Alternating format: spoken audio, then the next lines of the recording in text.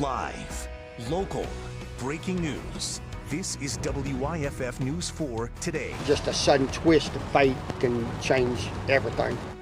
More than 50 people killed, at least 24 in the upstate. Helene's path of destruction across the southeast. Plus, the work to restore power outages and remove fallen trees. Hundreds of thousands of customers still waiting for the lights to turn back on. Good morning, I'm Peyton Furtado. Thank you for joining us here on your Sunday morning. I hope your power's up. I hope your water's running. I hope everything's going well for you.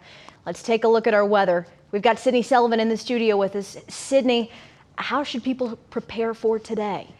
Yeah, this has been one of those weekends where if you can get any bit of dry time, it is so welcomed as cleanup is underway from the remnants of what was Hurricane Helene. Now, we are going to see a few showers today, but overall, we're drying out. We need all the dry time that we can get so we can get our power lines and power back on and running and getting going again, and our roadways cleared off from all the trees that have been knocked down over the last couple of days. So do be safe if you do have to be on the roads. If you don't, try and avoid them. Right now, though, let's take a look at our live Super Doppler for remnants of Helene still trucking along. You can see the circulation moving, mainly that core, right through Tennessee and lifting northward and northeastward. Still bringing us a few showers this morning, also continuing to see a little bit of fog beginning to develop. But even closer in right now, a few showers right across Lake Hartwell, barely getting into Lake Keowee, grazing Anderson, Pickens, Greenville, right towards the North Carolina, South Carolina border, just to the east of Cullowhee and right into Hendersonville. I know we don't need any more rain. The good news is any bit of rain that does fall today is going to be very minimal. So I don't anticipate this necessarily enhancing any flood concerns that we've been seeing over the last few days, but it is still going to be something we need to keep a close eye on. Now, with the storms, it knocked out a lot of our actual observations. So that's why it's a little bit sporadic right now. You're seeing some fog and low visibility beginning to develop in a few spots. So keep it in mind if you are going to be on the roads, you might be dealing with that and maybe a spotty shower or two. Temperature wise, we are sitting mainly in the mid 60s on average, a few spots in the upper 60s pushing 70 degrees. Now over the next 12 hours, you can anticipate partly sunny skies, a few showers on and off throughout the day, not a washout. So if you're trying to clean up from the aftermath or just get out and about, get some fresh air, there will be opportunities to do so, but you might need the umbrella at least briefly at times today. But coming up, we'll have a closer look as to when we might see a more prolonged stretch of nice and dry weather. Peyton? Thank you, Sydney. Breaking news now out of Greenville County, where the coroner has identified a man who died after a stabbing. Deputies say this was just after 1:30 this morning at the Springwood apartment complex. Officials say they got a call reporting a fight that led to a stabbing. When deputies arrived, they say they found 50-year-old Roderick Dawkins outside the apartment complex. Dawkins had been stabbed and killed. A suspect has been arrested. No charges had been filed at that time. And South Carolina Governor Henry McMaster has requested an expedited major presidential disaster declaration. Now, this is to help assist the state and local response efforts in Helene. And if it's approved, this would help provide FEMA assistance to people in multiple South Carolina counties, including here in the upstate. It would also provide direct financial assistance to people who had uninsured damages to their property because of the storm. If you want to read about the request, you can go to WYFF4.com or our mobile app.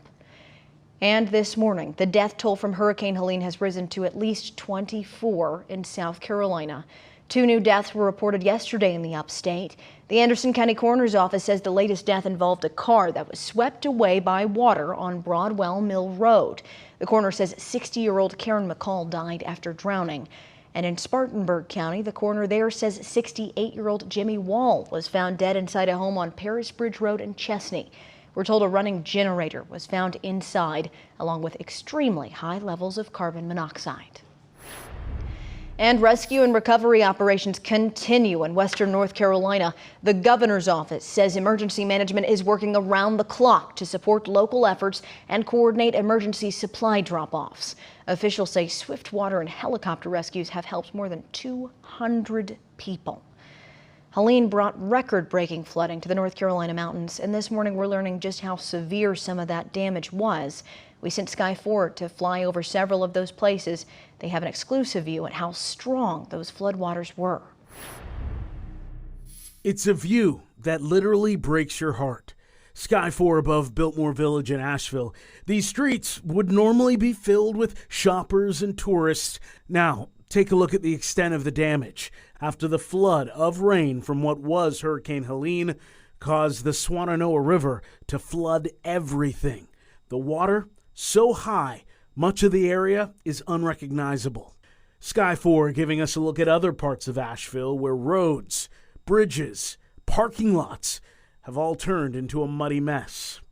The beauty of Lake Lure washed in mud as well. Boats tossed on top of each other. The lake water thick with dirt, tree, and debris. For so many who call this lake home, when it comes to the cleanup, the big question is where to even begin. This is Chimney Rock in Rutherford County, where you could see how the force of the Broad River washed away practically everything in its path. Some buildings collapsed, others still trying to hold on. Some roads completely washed away. So many seeing the damage for the first time through the lens of Sky 4. The danger, far from over. Mudslides like this along Interstate 40 are another big fear. You can see how the ground just gave way. Both lanes here closed, showing that the storm may be gone. But in this mountainous terrain of western North Carolina, the dangerous conditions are not. And that was our Nigel Robertson reporting. Right now, Duke Energy says more than 983,000 homes remain without power across the Carolinas. They say thousands of workers are still trying to get those repairs finished. Here's a breakdown state by state. According to Duke Energy of the Carolinas, South Carolina, more than 561,000 homes without power. North Carolina, more than 422,000. Let's break things down in the upstate. The two counties with the most outages right now are Greenville and Spartanburg counties. In Greenville County, there are more than 230,000 Duke Energy customers without power. In Spartanburg, more than 150,000 without power. You can read more about that on WYFF4.com and our mobile app. And because of the damage and those power outages, local school districts are announcing their plans following Helene's aftermath. The Greenville County School District will close schools Monday and Tuesday. Officials say this is because of the widespread internet outages. The district is going to reevaluate the situation as damage cleanups continue. Both Union County and Cherokee County doing the same, shutting school down Monday and Tuesday. All 5 Anderson County school districts say Monday will be an e-learning day, but added that there is going to be some flexibility due to a large number of power outages. And many stores and gas stations are closed because of those power outages. The ones that are open for business require a lot of patience. Our Maya Payton has more on the effort to stock up and fill up. Though the storm has passed, challenges remain here. I'm here at the Food Lion on Forest Bridge Road. We've been here multiple times throughout the day, and you'll see that coming up a little bit later. But take a look at the parking lot now. Not as many people as before, but definitely still a crowd.